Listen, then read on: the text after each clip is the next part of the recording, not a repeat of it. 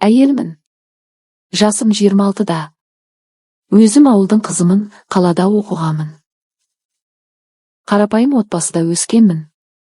Универді бірге бітірген группалас дос балам бар еді, екеуміз ашылып жақсы сөйлесетінбіз, есімі Азамат дей салайын. Бірақ оның маған деген артық ойы жоқ болатын, себебі тек сөйлесумен, серуендеп келумен шектелетін.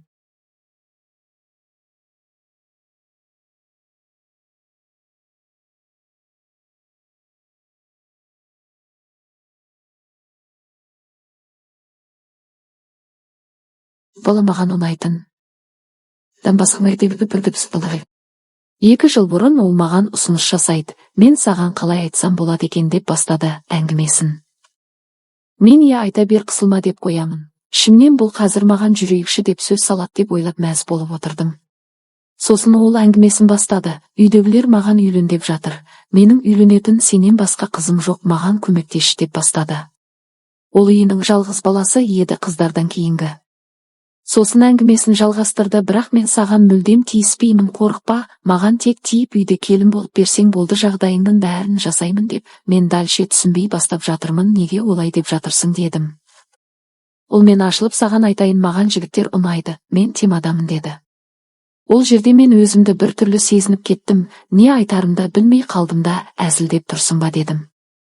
Ол жоқ, расымен солай, тек сен көмектесе аласың. Маған тек келін болып бер, бір төсекте жатсақ та саған тиіспеймін, налево, направо жүресің ба, өзің білесің. Бүткіл жағдайыңды жасап берем деді. Әңгіме қысқартып қысқадан нұсқа қылып айтайын, солай мен оған күйеуге шықтым. Әке-шешесі дүркіретіп той жасады. Солай күндер өтті, мен оған күйеуге шығардағы бар ойым мен оны өзіме қаратып алам деген ой болды. Бірақ күндер өтіп жатыр, ол маған мүлдем тиіспеді, мен де оны өзіме қарата алмадым. Күйеуге шығып алып жарты жылдай қыз болып жүрдім, себебі ол менің қыздығымды алмады. Жарты жыл өткеннен кейін дайвинчикке кірем деп шештім. Солай жігіт іздедім ішінен, өңшең азғындар жазды басында. Солай бір жігітті тауып алдым, өзімнің құрдасым. 2 аптадай сөйлестік, әңгімесі түзу, жақсы жігіт екен. 2 апта сөйлескеннен кейін киноға шақырды. Ол мені бойдақ қыз деп ойлап жүрді басында. Күйеуім бар екенін айтпадым. Солай алғашқы кездесуге киноға бардық. Уақытымыз жақсы өтті, келесі күні көлігімен қала араладық, уақытты жақсы өткіздік. Содан үйге қайттық, үйге жеткесін WhatsApp'тан жаза бастадым, жайлап сырымды айтайын деп. Мен оған мендегі жағдайды түсіндірдім де, қыз екенімді айттым. Оған өзім предлигат еттім, ертең тағы да кездесейік, бірақ пәтерде өз ұйымдастыр деп. Ол басында ол қалай болады екен деп қашқақтағандай кейіп танытты, бірақ мен біліп тұрмын ғой ол ішінен қуанып отқанын. Солай екеуміз кездесетін болып, ол бәрін ұйымдастыратын болып келістік. Келесі күні түсте маған адресті лақтырып жіберді. Мен енеме төркінге барып қонып қайтам деп сылтаураттым, Азамат өзі апарып тастайды деп. Сөйтіп пәтерге күйеуім апарып тастады. Ол біледі менің кіммен сөйлесіп жүргенімді, как будто подругам ұқсап кетті ол да. Удачи деп мені түсіріп кетті. Солай квартираға көтерілдім. Кухняға әдемі қылып дастархан жасап қойған, виномен. Дастарханға жайғастық, ол маған вино құйып берді. Мен айттым, бұрын ішіп көрмегенмін деп, сосын қорықпа, батылдық үшін ішіп отыр менде, сенде де бірінші рет болып жатыр бұл жағдай деп қояды. Солай дастарханда кішкене отырдықта бөлмеге бардық, жарықты өшіріп тастап киімсіз жатырмыз. Бұрын еркектің алдында киімсіз жатып көрмеген, ыңғайсыздандым, жүрегім дүрс соғып қобалжып жатырмын. Ол маған қарай жақындады, қап киіп алып жайменен қазір саламын, сен шыда, сәл ауыртады, сосын ләззат ала бастайсың деді. Ол болса салғысы келіп талпынады. Мен кішкене айқайлап қала бердім, себебі шынымен маған ауыртып жатырды. Мен айқайлаған сайын ол салып жатып шығарып қалып жатырды. Мен оның басында ауыртады, сосын норм болады дегенге сеніп. Мен бетімді жастықпен жабамын, айқайлағаныма қарамай сал дедім де, бетімді жастықпен жауып жаттым.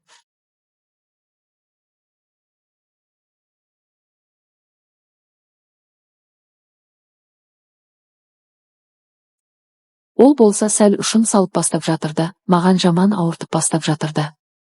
Мен жастықты тістеп алып айқайлап жаттым. Ол толықтай салып жібереді де қозғала бастайды. Менікі қатты ашта бастайды, айқай салып деп жатырмын.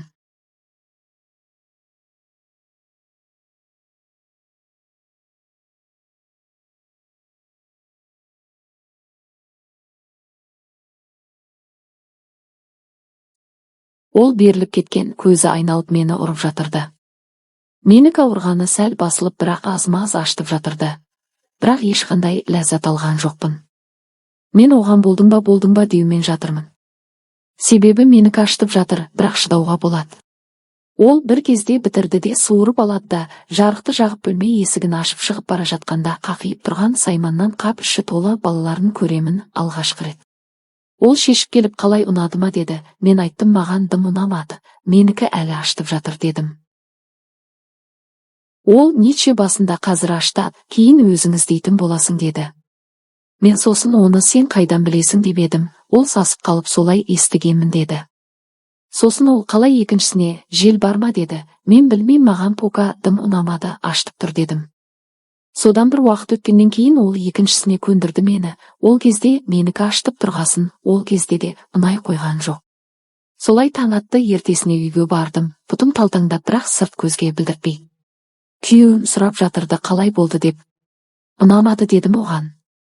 Сөйтіп бір-екі күн өткеннен кейін іздедім. Солай ана жігітке хабарластым.